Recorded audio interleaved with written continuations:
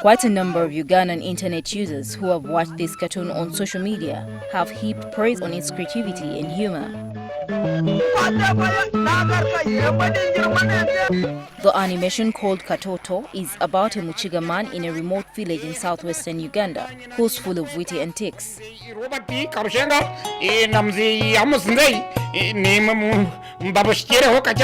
The animation does not only appeal to the Westerners, but has also got favorable views from Ugandans.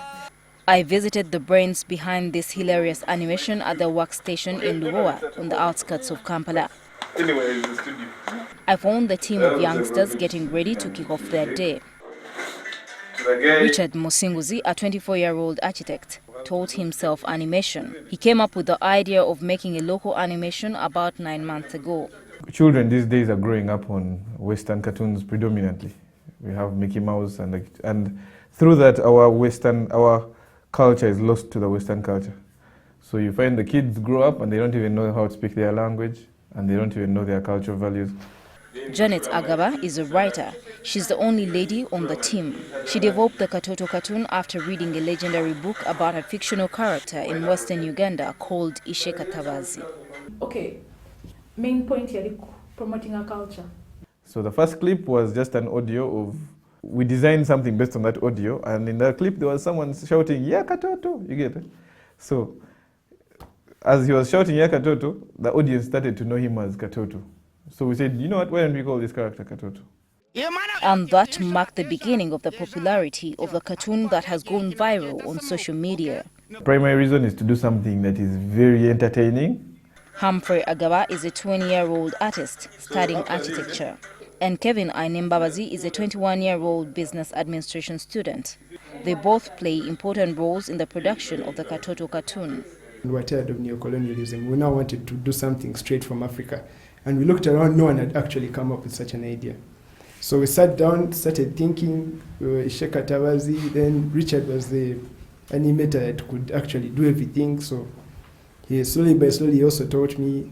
I went on learning. These youngsters meet at least thrice a week to craft ideas for storylines, write scripts, and come up with drafts of the cartoon. You have to really, really work hard so that you produce at least 100 drawings a day so that you keep improving. This team has a capacity of releasing only one clip of Katoto every month. They say if they had more talent, they would release even more.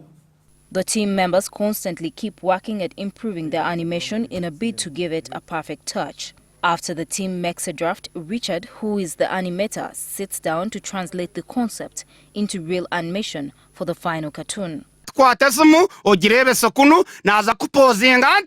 One of the things that viewers find amusing about the animation is Katoto's funny voice.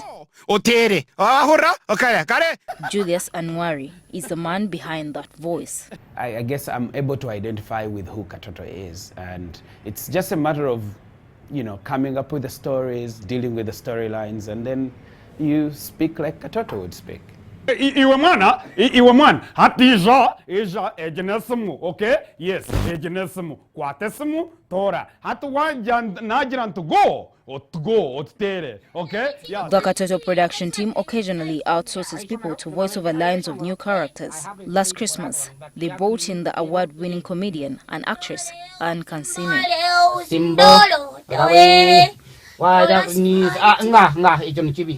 The views that the cartoon has got from social media has made this team of youngsters consider developing the animation in other local languages. It comes from the word called Kurisama. So we don't want people to look at it as a Ruchiga thing. Yeah, it's for Ugandan. The sky is the limit for Richard MUSINGUZI and his team, who plan to turn their animation into a profit-making venture. At a later date, our goal is to have, maybe instead of someone buying a Mickey Mouse t-shirt, they can buy a Katoto t-shirt. Had to go.